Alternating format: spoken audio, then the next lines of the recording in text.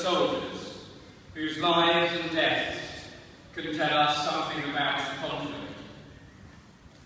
Tonight, we remember Lieutenant the Right Honourable Henry Blythe Fortescue Parnell, the 5th Baron Congleton, who died 101 years ago today, while serving with the 2nd Battalion Grenadier Guards.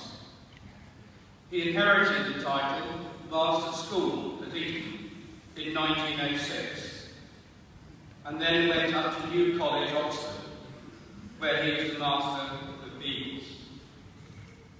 Henry was commissioned in 1912 and left to join the battalion after the outbreak of war, whilst they were serving on the Aisne, where he was nearly killed when a shell burst close to him. In mid-October, Henry arrived in Belgium and was soon in the centre of the intense fighting of the First Battle of Ypres. Henry took a platoon to bridge a gap that was developing in the line, and his friend and colleague, Lieutenant Carlton Wyndham Tufnell, accompanied him with his machine gun, but he was mortally wounded. Shortly afterwards, and following the collapse of the French part of the line, the household cavalry galloped to the rescue.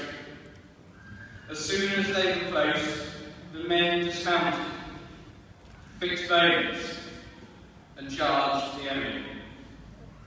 Henry moved his men to the right of the Sussex and collected the stragglers that were around him to help bridge the gap. The bombardment of the line began the next morning, but increased continuously in its intensity. But shortly after noon, Henry was shot through the heart.